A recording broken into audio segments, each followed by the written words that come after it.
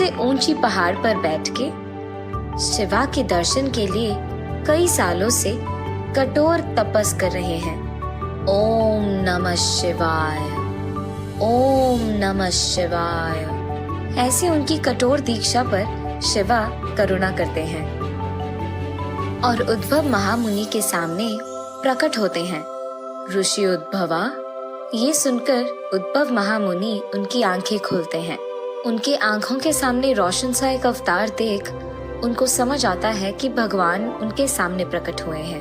हे परमेश्वरा, मेरी तपस पर करुणा करके आप मेरे सामने प्रकट हुए। मांगो, तुम्हें क्या वरदान चाहिए? मुझे बस भविष्य को जानने की वरदान चाहिए स्वामी। तथास्तु, ये कहकर शिवा वहां से गायब हो जाते हैं और उद्भव महामुनि उनका नमस्कार करते हुए ओम नमः शिवाय, ओम नमः शिवाय ऐसे कहते हैं। वरदान मिलने की खुशी में वो उस ऊंची पर्वत से नीचे उतरते रहता है और रास्ते में तपस करते हुए मुनि और ऋषि को देखता है।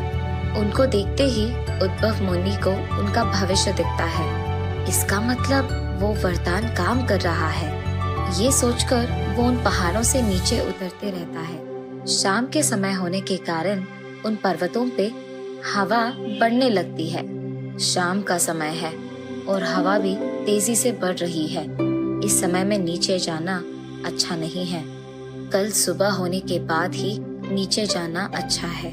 यही मानकर उद्भव महामुनि वही एक छोटी सी जगह में रात के लिए आराम करते हैं। लेकिन सुबह होने से पहले ही उद्भव महामुनि गुजर जाते हैं। उद्भव महामुनि दिखने में तो उसी तपस के स्थान में बैठे रहते हैं, लेकिन उनकी आत्मा उनमें नहीं रहती है। ये क्या, मेरी आत्मा मेरी शरीर से दूर क्यों हुआ है? क्या मैं मर गया हूँ? ऐसे कहता है उद्भव। ओ परमेश्वरा, ये कौन सी माया है प्रभु? ऐसे जोर जोर से रोते हुए शिवा को बुलाता है उद्भव महामुनि। उनकी चीखें सुनकर शिवा वहां प्रकट होते हैं और क्या हुआ उद्भवा? मेरे को वरदान दिए 1 दिन भी नहीं हुआ स्वामी, और आपने मेरे शरीर को आत्मा से अलग कर दिया। वो तुम्हारी भाग्य है। तुम्हारी तपस पे करुणा करके तुम्हें वरदान तो दे सकता हूँ, लेकिन तुम्हारी भाग्य मैं नहीं बदल सकता। भाग्य के सामने तो तुम, मैं और ये सब एक ही है उद्भवा। लेकिन मुझे कोई तो रास्ता दिखाइए स्वामी। तुम्हें स्थानांतर गमन का वरदान दूंगा, लेकिन तुम मनुष्य के अंदर प्रवेश नहीं कर पाओगे। सिर्फ कोई पक्षी या पशु के अंदर ही प्रवेश कर पाओगे। तुम्हें दिए ये दोनों वरदानों को तुम जब चाहे तब इस्तेमाल कर पाओगे।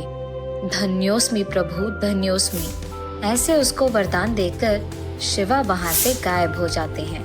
तब उद्भव मुनि उनके सिर के ऊपर उड़ते हुए गिद्धे को देख उसके शरीर में प्रवेश करते हैं।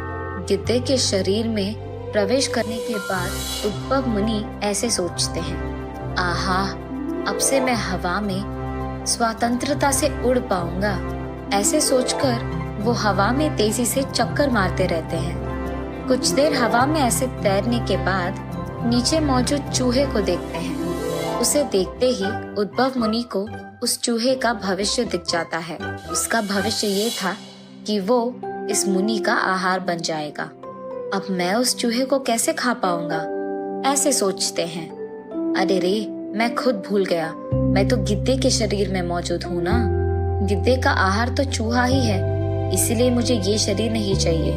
ये कहकर वो हवा से नीचे आकर पेड़ पे मौजूद तोते को देख उसके शरीर में प्रवेश करते हैं उद्भव मुनि। तोता तो अच्छा आहार खाएगा और शिकार करने की जरूरत भी नहीं है। ये कहकर वहां से उड़ने लगते हैं।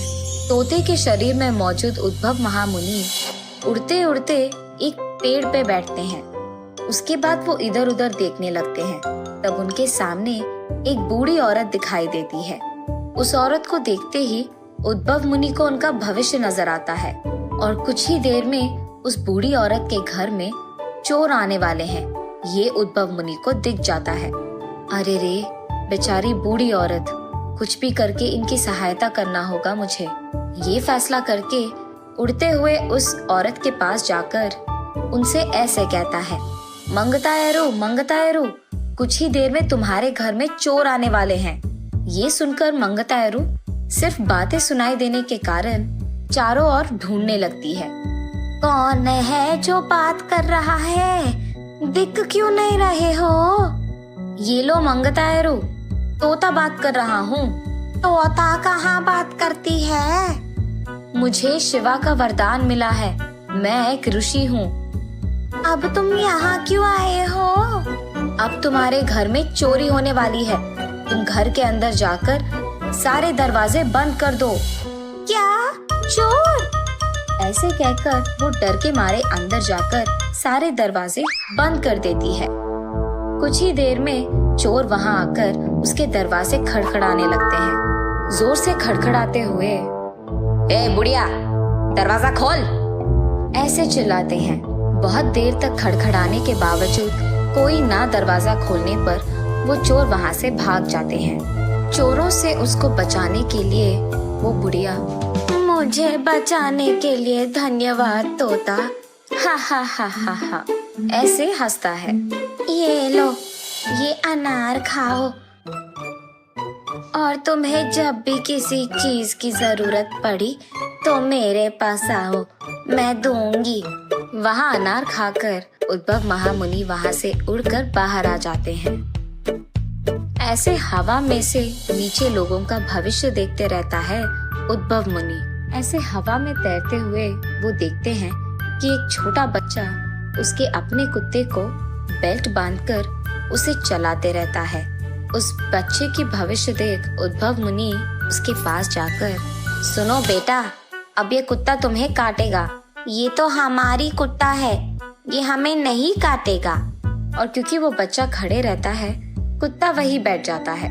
नहीं बेटा, वो तुम्हें काटेगा, देखो वो कैसे सो रहा है, वो मुझे कुछ नहीं करेगा क्योंकि मैं उसका मालिक हूँ। बच्चे के ऐसे कहने पर उद्भव मुनि कुछ कहे बिना वही देखते रहते हैं। रास्ते में कुछ बच्चे बॉल के साथ खेलते रहते हैं। खेलते खेलते उस बॉल को वो उस बच्चे पे गिराते हैं।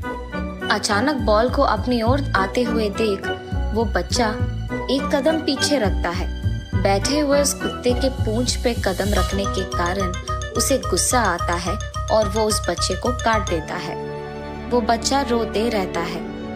ये देख उद्भव मुनि, मैंने तो पहले ही कहा था बेटा कि वो तुम्हें काटेगा। बच्चा रोते रहता है। उसे रोते देख उसके माँ बाप उसके पास आते हैं। क्या हुआ बेटा? इस कुत्ते ने मुझे काटा है, ऐसे रोते हुए। उस तोते का काम है ये सब।